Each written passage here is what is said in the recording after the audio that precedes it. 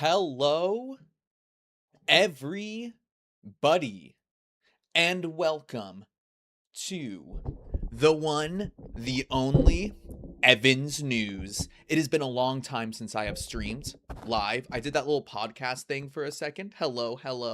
How is everybody doing in chat?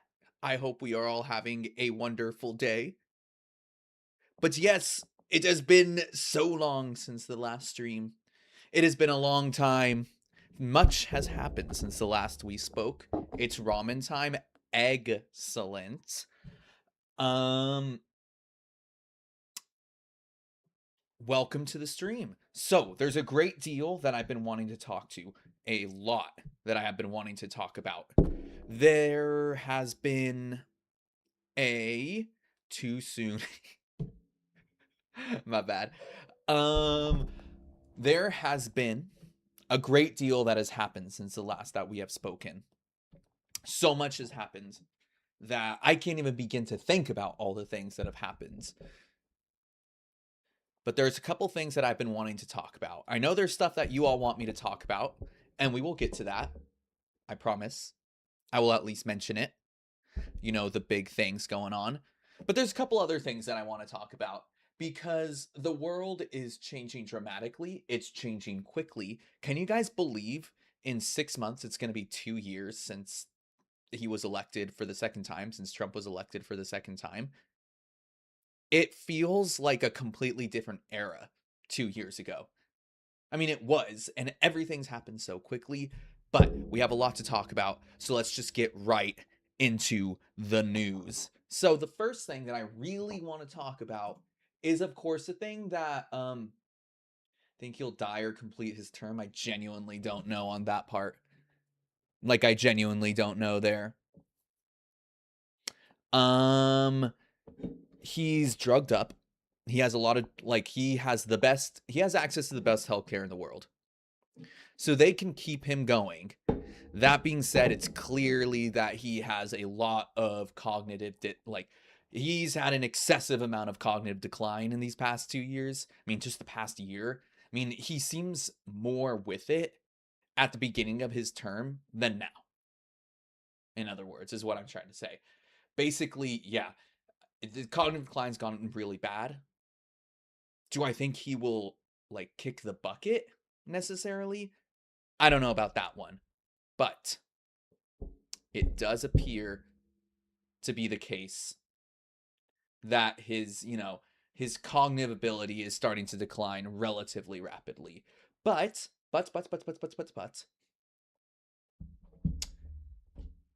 still, lots changed in the past 2 years. It is kind of hard to fathom just how much. I know I keep saying that. So we're going to actually move on to what I want to talk about, which has been the biggest thing in the news, which I think has kind of gone into the backdrop. Yes, I know what you guys actually think is the biggest thing in the news, but there's been something else that's been going on, and that is, of course, the one and the only Iran war. So this has been going on for, gosh, it's been since February. I can't remember if I did that weird podcast, Say What You Need to Say. Yes, indeed, I'm going to say what I need to say. We're going to talk about the hantavirus later. But basically, we all know what's been going on. We've been talking about it for a little bit. It's been going on for the past, what is it now, 3 months almost? Yeah, cuz the term for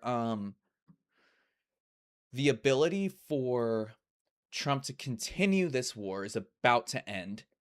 I know that I think there's like a constitutionally you're only allowed to have, like, the president is only able to deploy to basically have military action for 90 days before they need congressional approval.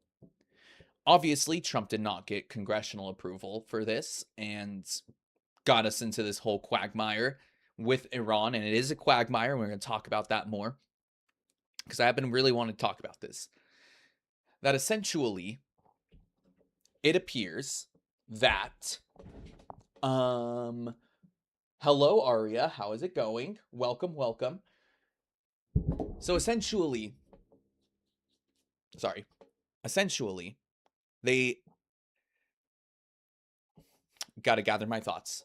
Okay, my new trying to be like streamer like resolution is trying to be cognitive and trying to be like like what is it? You know what I mean? Like you guys can listen to me and understand what I'm saying, like all my points and everything because I think I'm bad at that. I think I talk too much and too quickly, so we're working on that. Damn, Aria makes you that speechless. What can I say? Um so essentially Trump is going to have to go through congressional approval to legally, emphasis on the legally, continue his war in Iran. Does that mean he is going to do that? Does that mean that the war's actually going to end? Absolutely not. Absolutely not. Just essentially, the war's going to become more illegal. Trump's not going to end the war, obviously. We know this. Many such cases. We know he's not going to end the war. We know he's going to continue the fighting. That's just the way it's going to go. But the war is going to soon become much more illegal than it already is. Now, the war's obviously fucked everything up. We can talk about that. Let's look at some maps. We love maps. Maps. I want to make sure I don't dox myself. See, actually, I wonder what would happen if I looked up. No, there's no Microsoft Maps. That's okay. This does not have where I live on it. This does not have where I live on it. So that's okay. Ooh, I have a better idea. Let's go on Google Earth. That's how we get some maps going on. There we go. Let's go on Google Earth. Hold on, guys. I promise there's going to be some maps coming soon. And it's going to be beautiful. It's going to be phenomenal.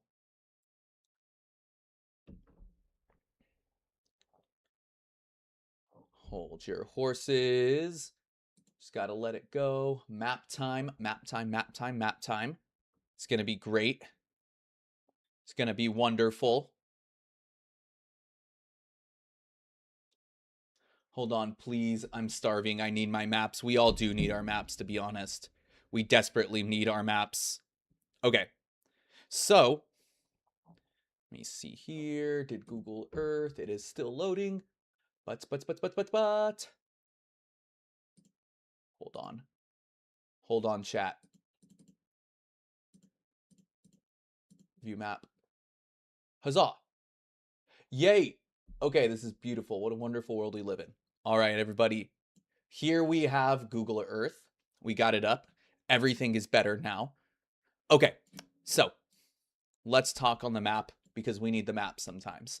Alrighty, so here's Iran. We all know where Iran is. What a beautiful, beautiful time. Beautiful, beautiful thing. And, as we know, the big thing about the war with Iran, all right, like besides the fact that it's illegal, it's destroying millions of lives, is that it's kind of fucking everything up globally with global oil supplies. We've all seen it. Gas prices have exploded, especially here in the States. They're up a lot. What are the current US gas prices over time? Yeah, we got a spike there. Yep, awesome. So here we have our gas prices. Here's our gas prices over time. And as we can see, there was a spike around 2022. That was some crazy stuff. But look, if you guys can see, I drive like 20, 30 minutes to get $5 gas. Yep. And $5 is still relatively expensive. Before all this began, in January, gas was about $3 a gallon on average in the United States. Now, for all you Californians, obviously it was more, but that was gas prices on average in the beforehand. Now, they're over $4 a gallon. That's a really big increase in fuel prices over this past just over these past months. even in 2026, like, I mean, look at it. Even from a month ago, it's gone up 50 cents. From 2 months ago, it's up $1.20. Like, it's crazy. The reason why this is happening is because the war in Iran has cut off. Didn't people hate Biden for gas prices? They did. They did. And obviously, gas prices were expensive back in Biden's early term. Got up to $3, got up to almost $5 per gallon on average. This was around the time when when Russia invaded Ukraine. So, it was kind of there was that big shock because of the oil price. Like, then everybody sanctioned Russia, so Russian oil wasn't being exported, and that caused a huge constraint in oil supplies, which skyrocketed prices. Then they collapsed, and they have been relatively high, like, ever since, at least compared to 2020. But that was when it was stupidly cheap because nobody was driving. And, hovering around 3 to 3.5 dollars per gallon. As you can see, prices were pretty low, and then they spiked after the war in Iran started. Now, the war in Iran is causing a restriction in oil prices because of this right here. This right here, everybody. This right here. This is the Strait of Hormuz. And essentially, you have all these big oil producers going on right here, right? All these big oil producing companies, stuff like the UAE's over here, Qatar's over here, Saudi Arabia's here, but they also have some, I think most of their refineries are in this part of the country, though. I'd have to double check that. Iraq as well. We're going to get to Iraq. Keep Iraq in mind. But yeah, essentially, it's this right here, the Strait of Hormuz, which Iran has closed. And 20% of the world's oil supply flows through the Strait of Hormuz. Can you believe that? 20%. That's kind of wild. That's a lot of oil that passes through the Strait of Hormuz. So, huge restriction through that area has caused a big surge in oil prices. Hella oil is trapped. Exactly. It's not getting through. It's just not coming through, basically. It's a bad time. It's a bad time indeed. Now, one thing that I should talk about is, as we know here in California, oil prices have also really spiked. Part of that is because of our fuel tax. Part of that, though, is because we actually get about 17% of our oil here in California from Iraq. If you could believe that. That's right, from Iraq. So the rest of the country doesn't really import as much Middle Eastern oil as California does. So California is more heavily affected by what's going on. We import more of our oil from the Middle East, so we're getting a little bit more affected. But also, when 20% of the world's oil comes through here, not all that oil is going here. Almost none of that oil goes here, actually. Most of that oil goes to countries over here, like China, everything here in East Asia. That's where most of the oil goes. Doesn't come over here. But obviously, when the whole world's supply is restricted, our prices go up too. Supply and demand, just the way it works. So that's been causing a huge headache and the main reason behind the back and forth in Iran. And to be honest, I don't really want to talk about the back and forth going on in Iran. It's been going on for a while. I kind of want to talk about what I think this kind of means for the future. Because I kind of want to talk about something that happened historically. This happened in the past, and it's called the Suez Crisis. What is the Suez Crisis, you all ask? Tell me, Evan, what is the Suez Crisis? Well, we're going to get to that. Bada bing, bada boom. The Suez Crisis.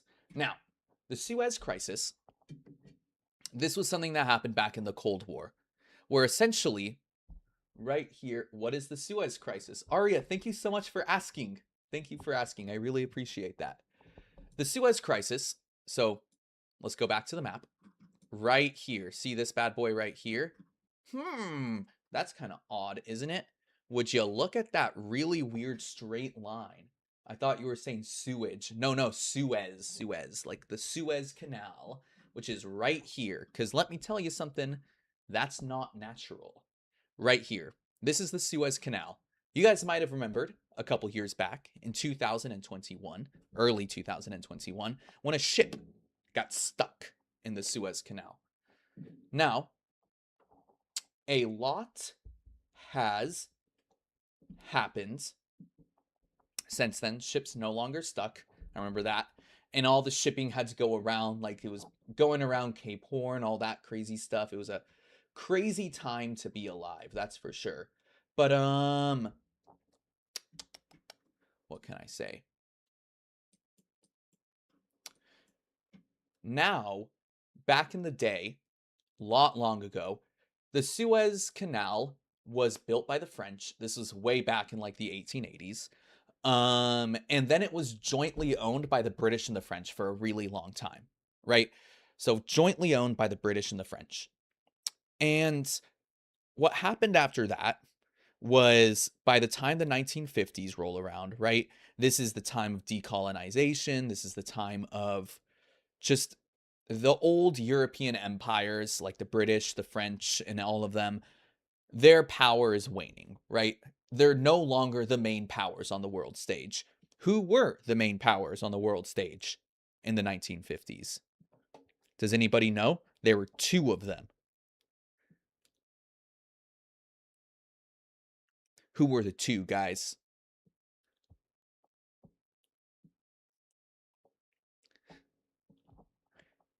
Russia. Russia was one of them. Yes, indeed. Who was the other in the 1950s? They were the Soviet Union at the time, but you're absolutely correct.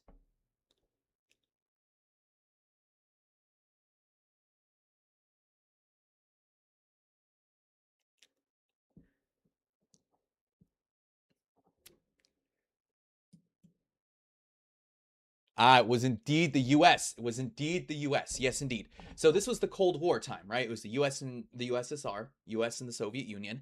They were the main powers at the time, and Britain and France, they were starting to no longer be as dominant. But they still jointly owned the Suez Canal. But then there was a new leader that came into power in Egypt at the time. His name was Nasser. And essentially, Egypt nationalizes the Suez Canal. Egypt decides to buy out all of the shares of the Suez Company. It was literally the Suez Company, where the British and the French owned the majority of the shares. So they bought out the French and British shares, and Egypt nationalizes the Suez Canal. Now, Britain and France, they kind of freak out. Israel, too. Israel gets in on this. And they actually invade Egypt in order to kind of retake the canal, essentially. It's a crazy time, crazy time. I wasn't expecting there to be a pop quiz today. I know. This episode of Evans News is getting crazy. But what happened in that, right, is that this is Cold War time, right? So Britain, France, and Egypt, they invade, Britain, France, and Israel, they invade Egypt to try and retake the Suez Canal because Egypt had just nationalized it. Problem is, the US, who's like kind of the new big dog on the, big dog on the block, rolls up to Britain and France and they're like, "Hey, don't do this because you might push Nasser, the leader of Egypt at the time, into the Soviet sphere of influence, essentially." The United States was worried that this was going to push Egypt more into the Soviet sphere of influence if Britain and France invade Egypt for the Suez Canal. And what happens is essentially the US threatens to sanction everybody. They threaten to sanction Israel, they threaten to sanction France, and they threaten to sanction Britain. And Britain and France and everyone, they have to pull out. They end up pulling out of Egypt, right? And what happened was the main takeaway from that is it showed that Britain and France were no longer like big players on the world stage anymore. They weren't like the powers, especially for Britain, right? Because the US loves their threats, they sure do. Um Especially for Britain because throughout all the 1800s and through the majority of the 1900s to that point, they were the dominant power, right? It was the British Empire. And it kind of showed that they were no longer nearly as prominent on the global stage as they used to be. So that's why people say like the Suez Crisis is such a big moment, because it really shows that the US was now the main power and Britain and France were allies to the United States. And they, like, essentially the US could step in and make Britain and France back down. That's the main takeaway from that time. These two countries that before were, so powerful and now they're not anymore. The reason I'm talking about the Suez Crisis is because of that main takeaway, that Britain especially was no longer like the main power on the world stage. And I remember I saw an article a little bit ago. Um I don't think that this article was, how do I say it? How come Nate is asking me what platform we stream on? Does he not know? I guess not, which is really weird since I'm streaming right now. But anywho, um what ends up happening, the reason I'm talking about this is I saw an article that talked about if Iran is the United States Suez crisis, like its Suez moment. And the article ends up saying it's not the same thing. There's too much going on. There's not really like another power that would make the US back down, essentially. You know what I mean? Like, yes, I know we all go towards China, but the relative power dynamics, like between the United States and Britain at the time, is just not the same thing. It's not the same way. But that article did get me thinking that I do think this war in Iran is going to be looked back on as kind of like a real turning moment. This year, this presidency especially, has seen the US kind of turn its back on its allies a lot. And like with the tariffs and everything, and them really crashing out. But this has like the United States war in Iran has completely disrupted global oil supply. It's completely disrupted everything. And all for what, kind of, right? Like the US's goals, nobody really knows what our goals are in Iran. Is it regime change? Like, what are we trying to do? Like they say it's to stop them from getting nuclear weapons, but the goals keep changing every time we look back on it. What I do think this is going to be is because the US has really like truly screwed over the rest of the world. Like a lot of countries such as Japan and all these other countries, like they don't have that much oil in reserve, right? The US's war in Iran has really screwed over everybody. And well, I don't think it's going to be the same thing like where Suez showed that Britain wasn't like a real power anymore. I do think what's going on is just going to be like another nail in the coffin of American hegemony. You know what I mean? Like we're really going into a completely different what if they kiss and make up Yowie style? Well, the problem is that Trump killed the Ayatollah. I guess it could be like the new like leader of Iran and Trump. They could like kiss. I think that would make it better. I do think they need to kiss Yowie style. I do think that would be the best way to go forward. I'm not gonna lie. But yeah, essentially it's just I do think this is just another nail in the coffin of American hegemony because the US did this completely unilaterally. It's asking for help from its allies, yet didn't communicate really with them about this. They just kind of did it. No communication whatsoever. From if you're a United States ally, like not only is Trump starting to tariff you, but now you might just like like, you know what I mean? Why would you still want to be aligned with the United States right now? They are unreliable. They unilaterally do things like attack Iran, which completely disrupts the entire global energy supply, which affects everybody around the world, all because the United States decided to act unilaterally. And this quagmire that Trump's found in Iran, because simply put, if you want to do like regime change in Iran, if you actually want to do regime change in Iran, you can't just bomb them into submission. That's just not the way it goes. It's a relatively large country. It's a relatively powerful country. To be honest, if you actually want to do regime change in Iran, I think you would need boots on the ground. I do. I don't think you're just going to be able to like keep on bombing them and bombing them and bombing them until they go with what you need. I think you would need to end up having boots on the ground, like actual troops in Iran. And Trump kind of can't do that because that would be super unpopular. The people do not want another war in the Middle East. Troops on the ground, like actual boots on the ground in the Middle East, would be disastrous, super duper unpopular.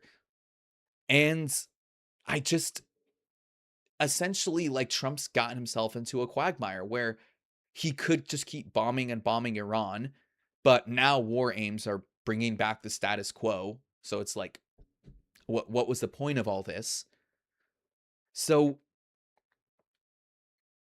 yeah, things just essentially, I don't see us being able to do anything in Iran without getting actual troops on the ground, like sending in troops, which I don't think Trump would do because it would be so unpopular. It would be really, really unpopular to do that. So it's a quagmire. Trump kind of just decided to do this.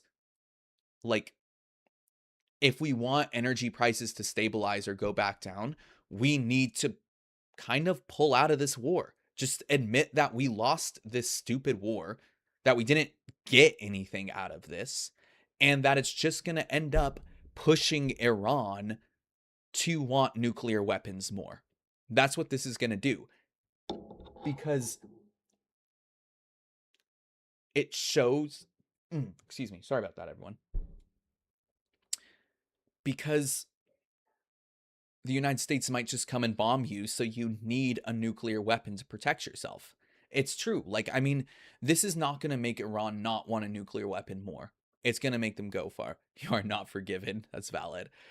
It's just going to make them keep on pursuing nuclear weapons. And this whole thing in Iran, it's just stupid. We're not getting anything out of this. I know people talk about that it might be a distraction from the Epstein files. It very well might be.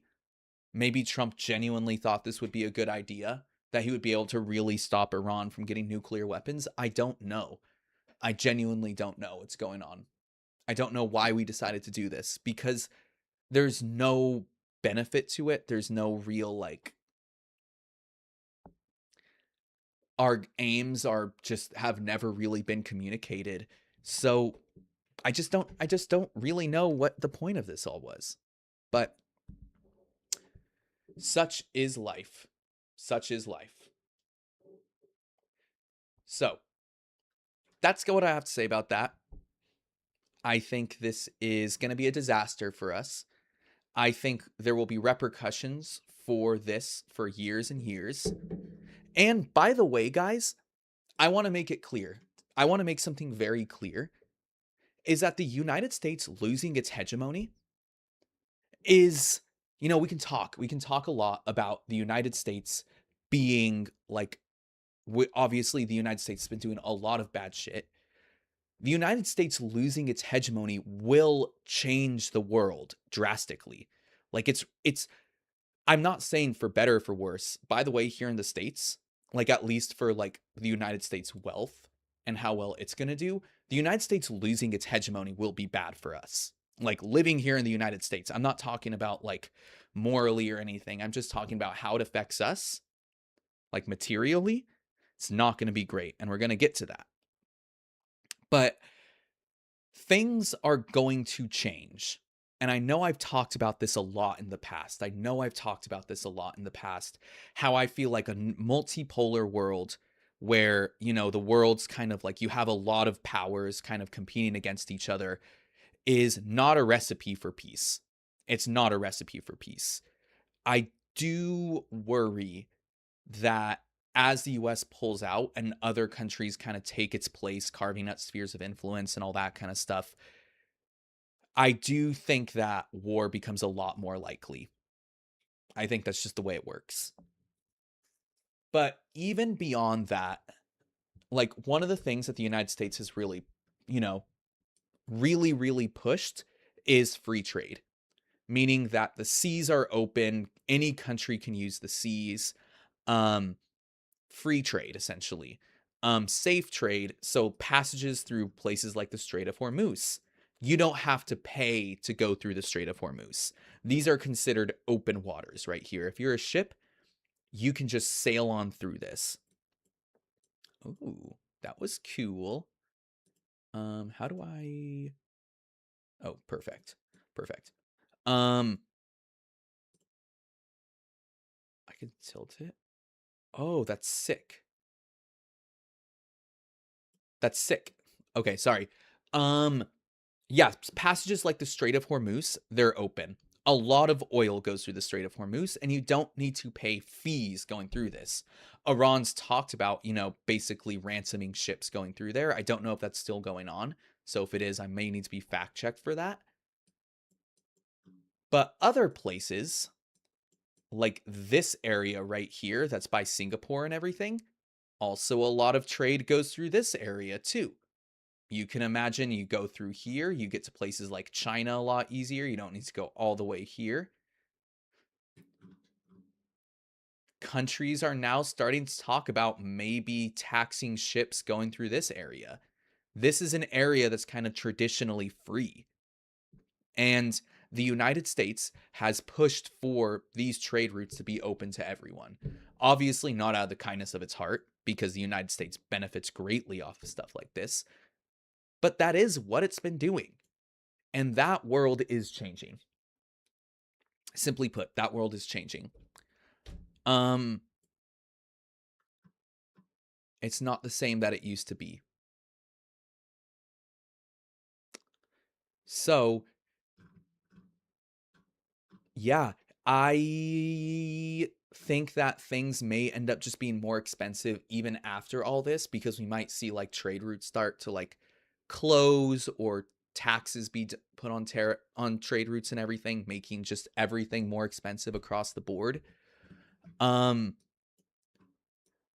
Here in the United States, though, this is where it starts to get to us, is we benefit a lot off of being like the main thing, like the main player on the world stage. I know I'm just yapping. Basically, I just wanted to get all this off my chest, speak it to you guys. What's going on right now is that the United States is starting to pull out of the world, right? It's no longer promising like protection to its allies and everything. It's just not doing that. And this is where it starts to get a little bit weird, a little bit like maybe outside of what we normally talk about. But you guys know about the debt. I promise I'm going to make a connection. The debt's huge, right? Okay, here's our debt clock. It's a crazy little thing.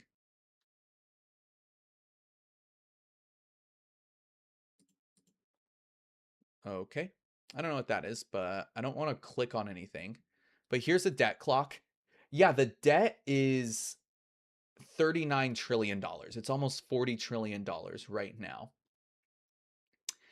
That is a ton of money.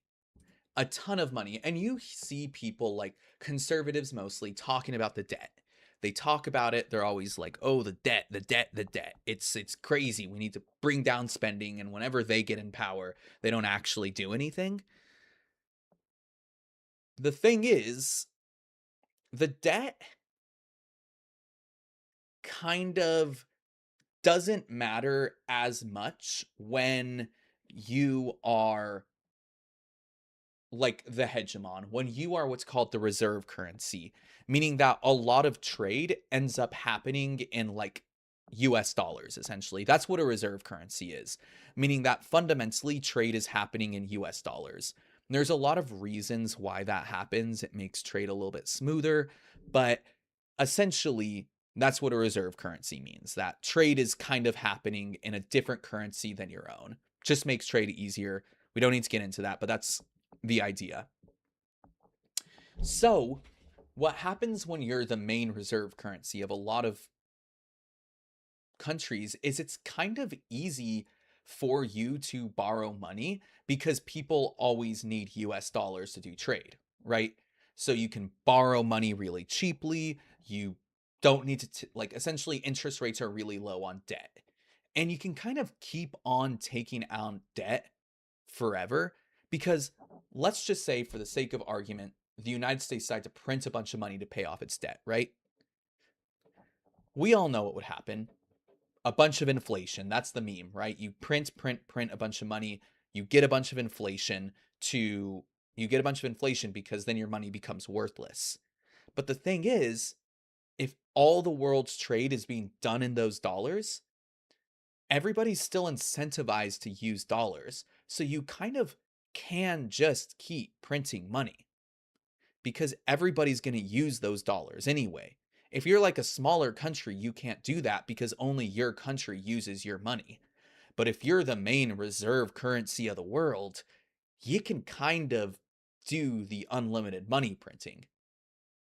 So that's why the debt has always been kind of like an issue, but also not the biggest thing in the world. It was like the United States can kind of just keep on borrowing forever and ever and ever. But the thing is, you start to lose your superpower status, less people start to use your currency, which is what's happening, by the way. Like, I think the United States dollar is now responsible for like 50% of the world's trade. Still a lot, by the way.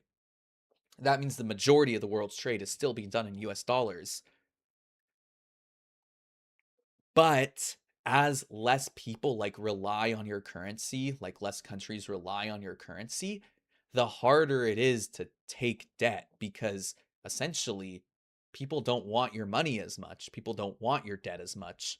Interest rates start to go up and it becomes harder and harder to borrow, more expensive to borrow. And that borrowing takes up a larger and larger chunk of federal spending.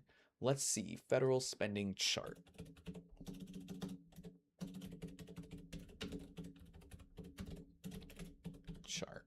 Let's see if we can get this.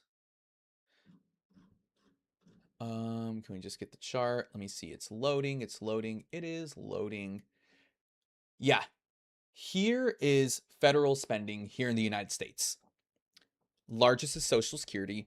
I think we've talked about some of this, but the next highest spending in the United States federally, like what the federal government spends on, is just interest for the debt. Just interest for the debt. So, as we keep on keeping on, it just becomes more and more expensive to take on more debt. So that interest grows more. So we're going to be spending more and more on interest. And then we get into that debt spiral. That debt spiral was not as big of an issue. It was still an issue. I don't want to say it wasn't. When we are the main reserve currency. As we lose our superpower status, the debt issue genuinely becomes bigger and bigger, and we have to spend more of our own money paying off the debt, paying off interest on it, and we get into this issue.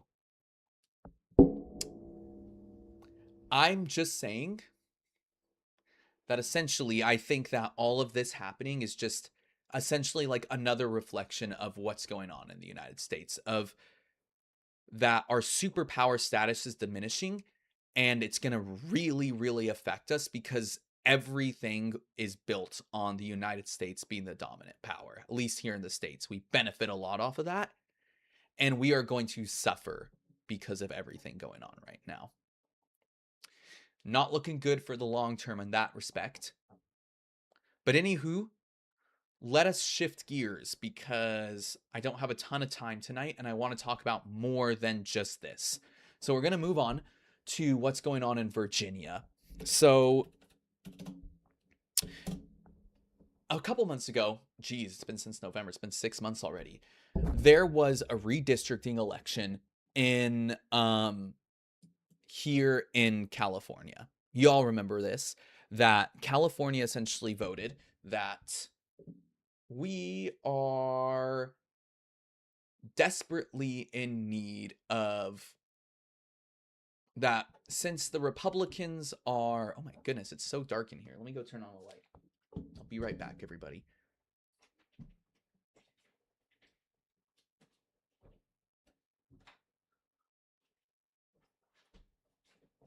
Okay. So dark in here. Okie dokie.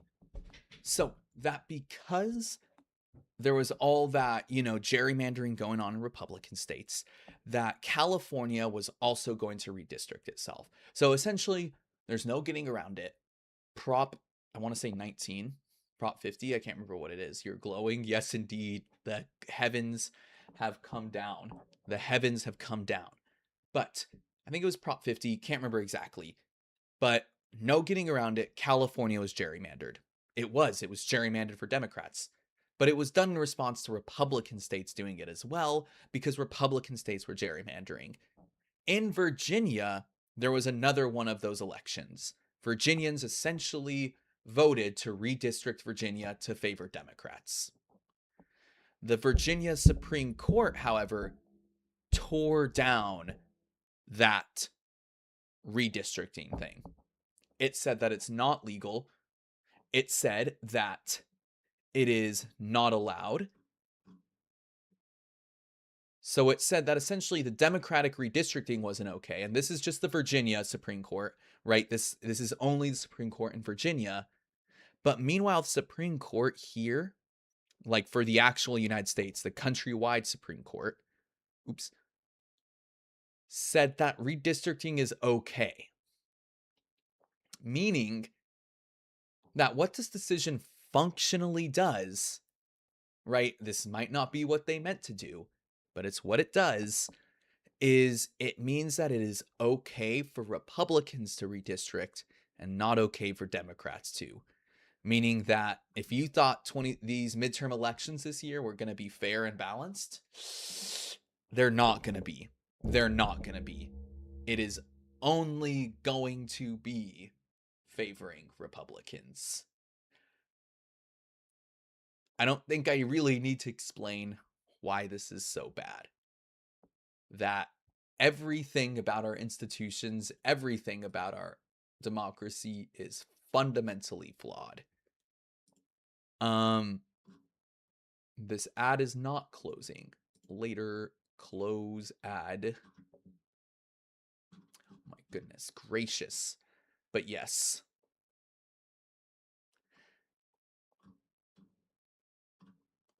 It's looking like it's going to be a rough midterms. That means it is important to get out there and vote because, we need as much power in Congress as we can. It's getting really hard to keep telling people to go out and vote, though, because Democrats have been so useless during this administration. So you should still vote. You should still get out there and vote. But that being said, it's getting a lot harder to say that. It's getting a lot harder to say that. Democrats have not really been doing anything. And it's just not looking great. Oops. Oh, look. Yeah, look at this. Look at this. So Utah got one for Democrats.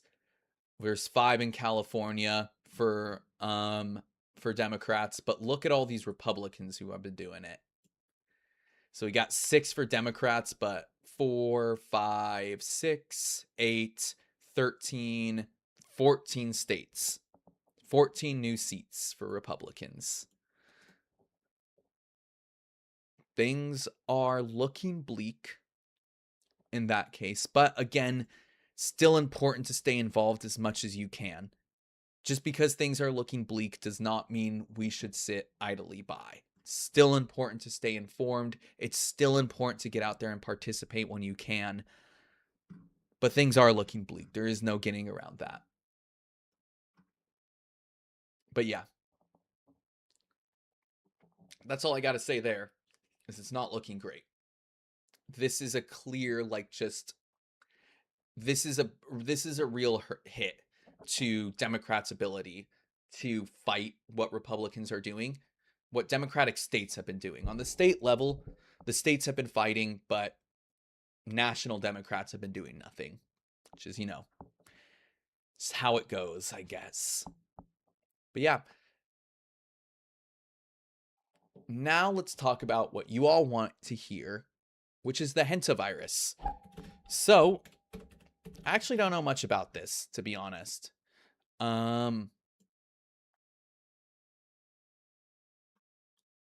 So, basically, a rare disease was caught by some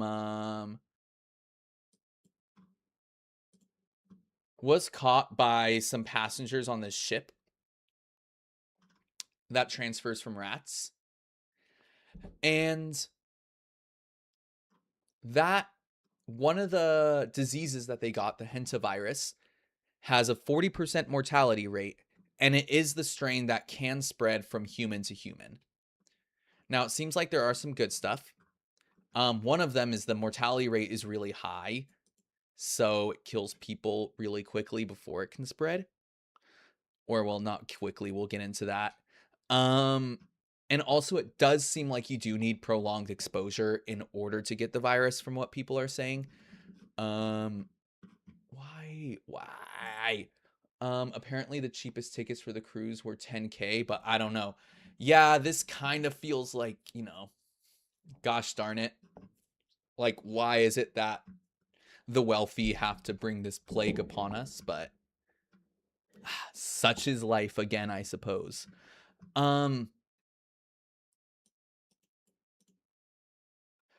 But yeah, that's what's been going on. It seems like you do need prolonged exposure to the virus, but there have been some passengers that got off and went to places like the United States that were exposed. I think some are showing symptoms too. So they're being tracked. There's contact tracing going on and all that kind of stuff. Yeah, it can have an 8-week incubation period. 8-week incubation period is wild. So it's possible that you can have it, spread it for 8 weeks, and then not know about it, and then die. 40% chance. It's not looking great. Yeah, I think that's most of the information that we have on that, to be honest. I don't know. Does anyone else know if there's any other information on it?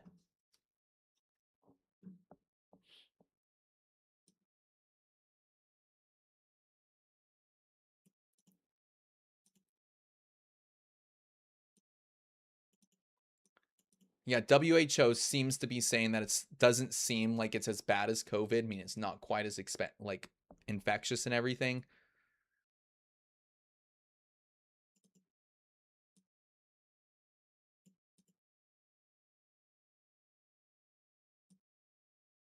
Yeah, like another guy fell ill 3 weeks after another passenger died. So this is a long incubation period. So that's a scary thing, to be honest, is how long the incubation period is. But guys, I think with that, that's most of what I wanted to yap about. So I think I'm going to end the stream right there. I hope you all have a wonderful night. I hope you all have a great time out there in the world. Just a short stream today. Just wanted to yap a little bit. And I will see you guys all on the next one. Fare thee well, and bye-bye.